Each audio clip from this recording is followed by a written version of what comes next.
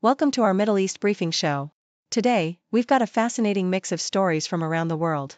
First up, a Chinese student at Kyoto University has been caught aiding exam cheats using high-tech gadgets like tiny microphones and wireless earpieces. This incident hints at a larger network trying to game the system for university admissions, especially targeting overseas students looking for easier entry into Japan. Next, the US is stepping up its game in space with the new Golden Dome missile defense system. This space-based shield aims to intercept long-range missiles, including hypersonics, to deter China's rapidly advancing military. While costly and complex, it signals a major shift towards space-based deterrence, especially with China's own impressive missile arsenal. Finally, Iraq's top court has resumed work after judges returned following a controversial period of resignations. The court's stability is crucial amid political tensions and decisions affecting women's rights, Kurdish land, and maritime laws. The judge's return helps restore some order in Iraq's complex political landscape. Please continue to watch for more details on these stories and stay tuned for our in-depth coverage. The South China Morning Post vividly details the troubling case of Wang Likuan, a 27-year-old Chinese student at Kyoto University who has been repeatedly implicated in sophisticated cheating schemes during English proficiency tests in Japan. His initial arrest involved attempting to impersonate another candidate with concealed technology like miniature microphones and smart glasses aimed at feeding answers wirelessly to others. Subsequent arrests revealed a pattern of using forged IDs and online schemes promising payment for exam assistance, exposing a broader network of organized cheating that capitalizes on the influx of Chinese students seeking international education in Japan. Experts note that these students often face pressure to achieve high scores for better university placements, sometimes motivated by economic and geopolitical factors, with some academic insiders observing a discrepancy between test scores and actual performance, hinting at systemic issues in the overseas Chinese student recruitment and testing environment. The South China Morning Post also explores the strategic U.S. military initiative called the Golden Dome, a visionary missile defense system designed to leverage space-based technology to deter China's expanding military presence in the Indo-Pacific. Announced under Trump and continuing under Biden, the project aims to create a multi-billion-dollar shield using satellites and infrared sensors to intercept missiles during their boost phase, potentially countering hypersonic threats and protecting key bases like Guam and Okinawa. However, analysts express skepticism about its feasibility and immense costs, estimates reaching hundreds of billions of dollars, highlighting the challenge of deploying a leak-proof space-based defense network. The project's political and financial complexities reflect a broader shift in U.S. deterrence strategy, signaling a move toward integrating space capabilities into national security, even amid debates about the practicality and risks of an arms race in space. Meanwhile, Iraq's top court is poised to resume operations after the retirement of its controversial president, Judge Jassim Mohammed Aboud al-Amiri, whose tenure was marked by politically charged rulings that stirred domestic unrest. His departure, driven by health reasons, was a catalyst for the 9 judges who had resigned over perceived interference in the court's independence to return to their posts. The court's recent history includes contentious decisions such as dismissing a prominent Sunni politician, approving laws that critics argue threaten women's rights and Kurdish land rights, and overturning agreements with Kuwait that sparked diplomatic crises. This tumult underscores the fragile balance of judicial independence in Iraq, as the court grapples with accusations of politicization and internal conflicts, risking a constitutional vacuum that could destabilize the nation's fragile political landscape.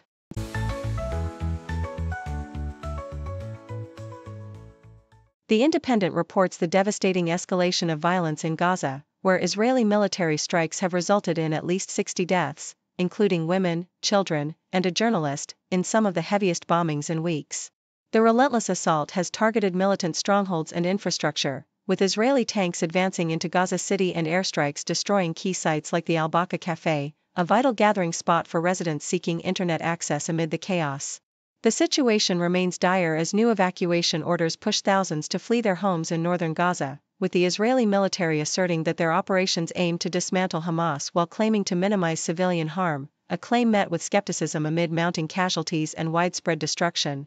As diplomatic efforts hint at a potential ceasefire, the complex demands of disarmament and hostage negotiations continue to fuel the conflict, with over 56,000 Palestinians reported killed and the enclave plunged into a severe humanitarian crisis. BBC highlights the controversy surrounding its coverage of Glastonbury, focusing on the festival's handling of performances by bands like Bob Vylan and Kneecap amid heightened political tensions. While the BBC faced criticism for not streaming Bob Vylan's set live, during which the band made provocative statements supporting Palestinian causes and chanting slogans like, "Death to the IDF." The broader debate centers on freedom of expression versus incitement to violence. The article explores how the festival's organizers and the BBC navigated these sensitive issues, with some audience members supporting the messages and others, especially Jewish festival goers, feeling threatened and needing to conceal their identities. The incident underscores the challenge of balancing open artistic expression with legal and ethical boundaries, especially in a climate of intense political polarization over the Israel-Gaza conflict, and raises questions about whether due diligence was sufficient in managing the potential fallout from controversial performances. Deutsche Welle reports on the urgent battle against multiple wildfires sweeping across Turkey, where nearly 50,000 residents have been forced to evacuate their homes due to rapidly spreading flames fueled by strong winds and soaring temperatures. The fires, concentrated mainly in the western province of Izmir, have caused widespread destruction, threatening communities and natural landscapes alike. Firefighters and emergency services are working tirelessly to contain the blazes, which have become a recurring disaster amid increasingly extreme weather conditions linked to climate change. The situation underscores the vulnerability of Turkey's environment and infrastructure to natural catastrophes, prompting urgent calls for enhanced firefighting efforts and climate resilience measures to prevent future tragedies.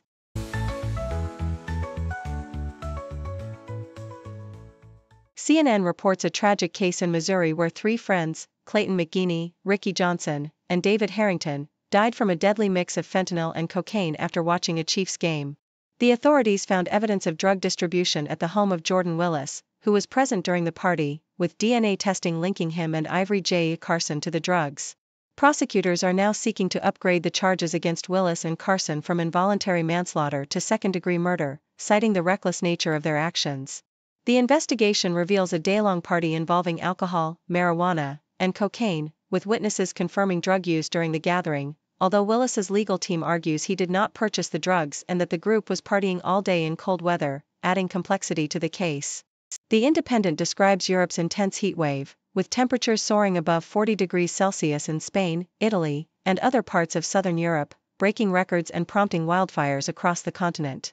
Despite the extreme conditions, the UK's Foreign Office has not issued specific travel warnings, and travel companies indicate that normal terms and conditions will apply, leaving travelers uncertain about cancellation policies.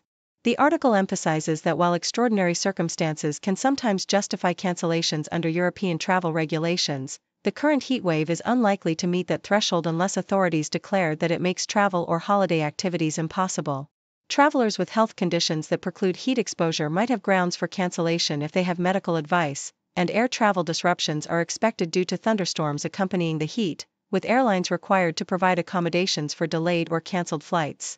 In a separate story from Yahoo US, former President Donald Trump publicly complained about AT&T's service failures during a critical conference call with faith leaders. Frustrated by technical difficulties that delayed the call, Trump took to Truth Social to criticize the telecom giant, calling for the company's leadership to intervene. AT&T responded promptly, working to resolve the issue within 20 minutes, allowing the call to proceed. The call itself was part of a series of White House initiatives involving religious leaders, during which Trump highlighted achievements like tax reforms, international peace agreements, and pardons.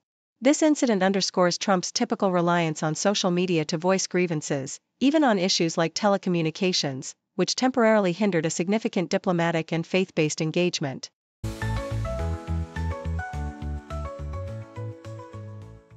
BBC reports that the British royal family plans to decommission the historic royal train by 2027 as a cost-saving measure, marking the end of a tradition dating back to Queen Victoria's era. The decision follows a review of royal travel expenses, which revealed the train's limited use, only twice in recent years, and its maintenance costs, prompting officials to focus on more economical travel options like regular trains and helicopters, the latter costing nearly £500,000 annually. The royal train, comprising 9 carriages and historically significant since 1869, will be displayed publicly after its retirement. The move coincides with the release of a royal financial report showing increased overall travel expenses, including private and scheduled flights, and a steady sovereign grant of £86.3 million, which is set to rise to fund major renovations at Buckingham Palace. Despite the costs, the royal family continues to engage in thousands of official engagements and diplomatic events, while the Duchy of Cornwall reports a slight profit, with plans to enhance community support through social initiatives. Critics, including the anti-monarchy group Republic, condemned the royal finances as excessive, especially amid debates over public welfare spending, highlighting ongoing tensions over royal funding and its transparency. Thank you for tuning in. The content above showcases the latest briefing reports and analytical synopses, thoughtfully curated by the 6Do team. These insights stem from a wide array of reputable media outlets, think tanks, government sources, and specialized experts worldwide. We encourage you to explore these sources for a comprehensive perspective. Keep in mind that while the content may not always align with the official standpoint of 6Do Brief, it's not meant to be taken as absolute directives for decision-making. Comprising seasoned media professionals, learned scholars, and accomplished scientists, the 6Do team embodies a trailblazing, fully independent media entity. To customize 6Do Brief to meet your professional needs, you have the option to subscribe to a diverse array of briefings on our website, 6dobrief.com. Regardless of your location, you can conveniently receive 6Do Brief via email.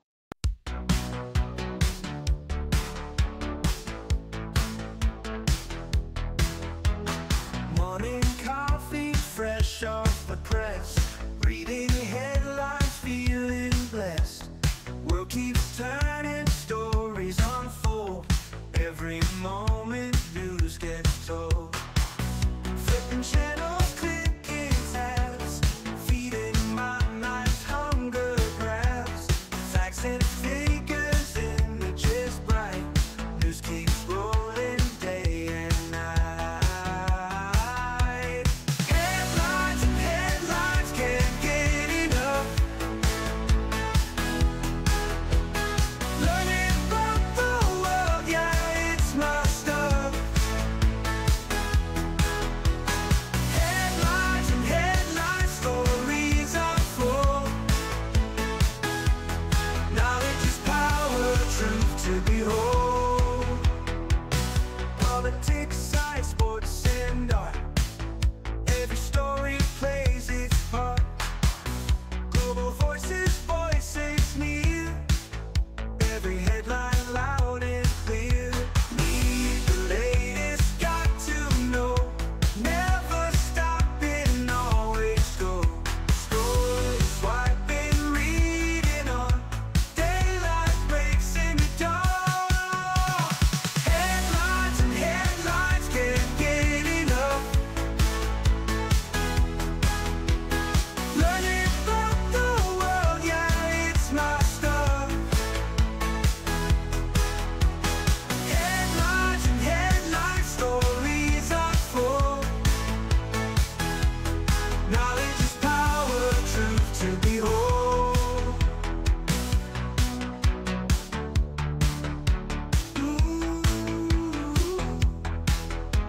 Need the latest, got to know. Never stopping, always go. Scrolling, swiping, reading on. Daylight breaks in the dawn.